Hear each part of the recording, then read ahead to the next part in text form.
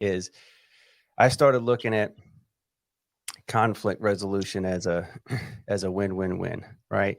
So if I win and you lose, that doesn't serve the highest good, right? Mhm. Because you're going to resent me, and vice versa. If you win and I lose, I resent you.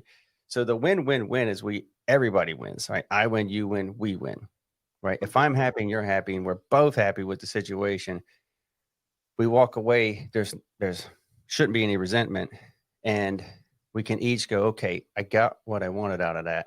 Yeah. And not only that, the real win is when you can bring a conflict to a resolution with a smile on your face and the other person's face, instead of yelling, instead of all this, you know, well, yeah, you're this and I'm this and all that. It's like, and you could put that aside and go, you know what? What's the what is the thing that is the north star of this particular issue? Where is the highest good that'll serve everybody? Mhm. And align yourself with that. And that's what I started to do. And what that meant was oftentimes that my what I thought were like my needs out of this or the thing that I wanted to get out of it, that wasn't the most important thing. The thing that served everybody was at the top, and that's what I needed to go after. And when I Yeah. did that, uh, obviously, when I did that, life improved dramatically. And so I'm a much more happy, less angry person now. Yeah. But it's cool because the things that you're talking about are a part of becoming an enlightened person, Oh right? man, I wouldn't say I'm enlightened. It Well, was a lesson enlightened I is learned the hard it's way. not a an end, right? It's a Yeah, progress, a yeah. progression, right? Jesus, Buddha, they were fully enlightened. The rest of us are just on our journey, right? We have these moments where we're like, oh, that didn't work. I got to do this differently, right? Mhm. Um, but I can sound very like in my woo woo world, right? Because my response is like, well, if you say things out of love and you do it from a place of love and you function from that frequency, um, people will always hear it the way that you intend it to come across, right? But it's that check in and saying, okay, am I saying this with ego at all? What is the purpose of what it is that I'm trying to communicate or accomplish? If it's ego, then I need to step with that and go, well, why is it important to me? Why am I doing this? Is it only because it's going to make me feel better and me look better? Or is there an actual ultimate benefit, as you were saying with the North Star, reference to the collective, to the person I'm in a relationship, to the person that I'm engaging with? And I think a lot of times when people step back and they go, all right, why am I doing this? You kind of find that doesn't actually need to be done. It doesn't actually need to be said. Um, that's I think, a slightly more advanced way of doing things. Not everybody Well, has that's that what happens with perspective. yeah. When you get grown up a little bit, you Yeah. realize, you know what?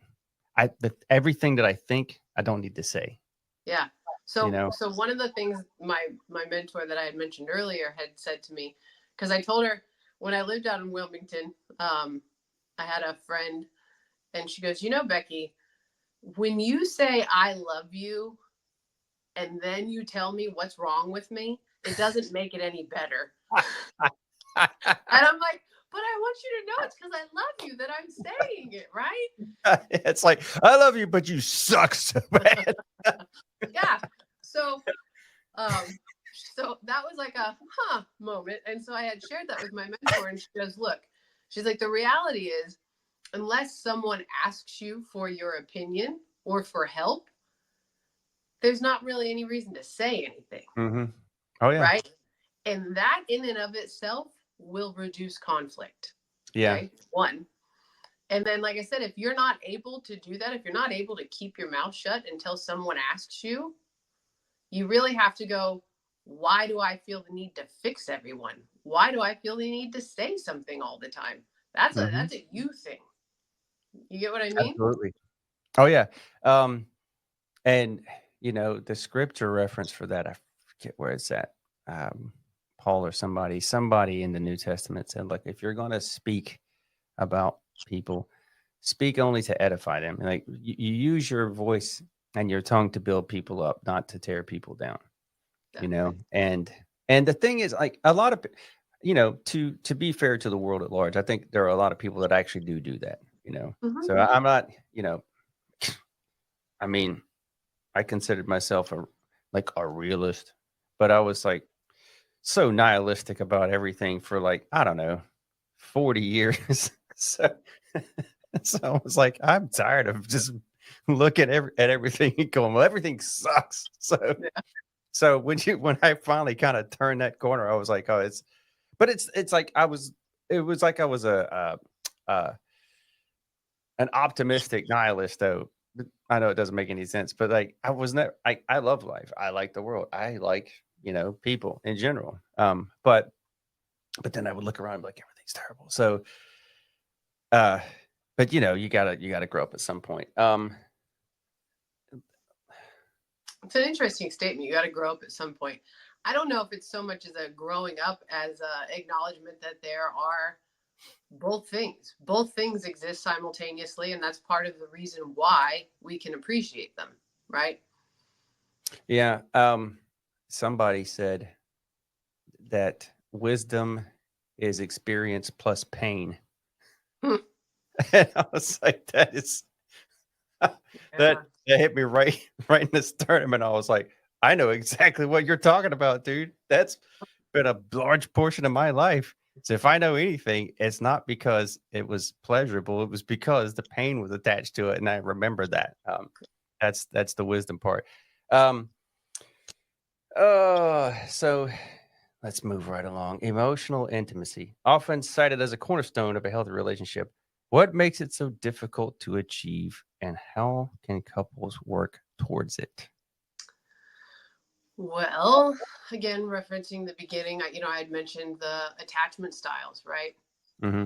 Um, if a person doesn't feel like they are able to trust someone fully because they don't maybe feel like they're going to be seen, or their partner can't provide them with um, what they're needing on some level, it makes it difficult to be able to open up, right? And so um, emotional intimacy takes intentionality, for people to pay attention to what they're thinking and feeling. And like I was saying before, kind of look at it and be like, well, why why is that thought coming up, right? Where is it coming from? And a lot of times that stuff stems from childhood. um, and I think at the beginning you had mentioned about the, or maybe it was when we were talking before it started, but about victim mentality, right? People get stuck in this Oh mindset. yeah, yeah, yeah. um, and I It's one of the most difficult things that I had to overcome, um, as a therapist, is I would get triggered by people that I was like, why are you acting like a victim? Just change, right? And I'm giving you the tools, just Be do it, better, damn it. you know? But then once you realize that the victim mentality is tied into, as I mentioned earlier, coping mechanisms, right? That are connected to lessons or behaviors you developed as a kid. Um, that gives you the power to start going, okay, do I want to continue doing this, right? So emotional intimacy with people is very much directly correlated to uh, childhood experiences. And do you feel safe, and do you feel seen, and do you feel heard? And I think when a partner can provide that space, um, you know it will build on itself, right? It's like, okay, I was able to say, hey, I'm just tired, like, I don't really have it in me to talk, but we'll talk later. And your partner's able to go, okay, I respect that. What can I do for you? Right? Um, Gives a sense of security and yeah. acknowledgement. So, excuse me. Like, how important do you think that is to most people? Um, because I'm seeing a trend of where people say that they want that, but then they don't really. they don't act like they want it. And actually, when you try to do that with them, they crap on you. So, and I'm not talking about me. I mean, yeah, that's happened to me plenty of times, but like I'm not in this mess because I'm doing other stuff. But I'm just like I'm seeing it with people that I know. I'm seeing it with people in my family, people like my friends, and I'm thinking, this term emotional intimacy, gets tossed around a lot. But I'm like, in practice, I don't see people actually valuing it, and they certainly are not um, acting as if it means anything to them in their relationship. Does that make sense? It does, but I want to ask you something. And I absolutely hear you, and I see it with people all the time. When you and I were growing up, how often did someone say, Justin, how are you feeling? Well, when I was growing up, the only time that really was said was when you were sick. Yes, right? No one in my house asked me that. I wasn't allowed to talk unless I was spoken to. It was yes, sir, yes, ma'am. Wasn't even a thing, right? And so this idea of emotional intimacy is new, right? I have a really good friend who's Indian, and he grew up there until he was like 25. And working with him, like, well, how are you feeling? Like, tell me your emotions. Like, this is a list of emotions. Like, being obnoxious, really. Now, when I look back on it, like, why did I do that? Not my I don't know fault. how you feel about everything all the time right now. Tell me. No, right? It's So, like I'm annoyed that you keep asking me this question. yeah. Well, in reality, the reason I was looking for that was because I wanted to feel safe and secure. Because if I knew how he was feeling, then I knew how to act, right? Ah, So that was okay, a yeah, me thing, right? Everything yeah. comes back to us. But anyway, he told me, he goes, Becky, he goes, I appreciate what you're trying to do.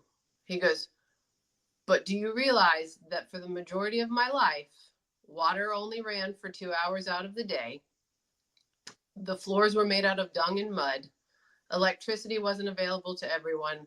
I didn't get a refrigerator until I was 15, right? Like he goes through all of this stuff. He goes, when you're just simply working to survive, no Yeah. one has Oh, the privilege of asking about emotions, hmm right? So yeah. the fact that our society has progressed to the point which you and I have talked about, which is um, both people working, a little bit more stability overall, this emotional side of things where people are learning to tap in and connect and to be vulnerable, it is still so new. We want it, we know it's needed, but we don't know how to do it. And so I think truly it's a learning curve. I really do. And so the more that people learn and they go to therapy and they learn how to communicate and talk about it and feel it, it's going to get better. But right now, people don't know how to do it.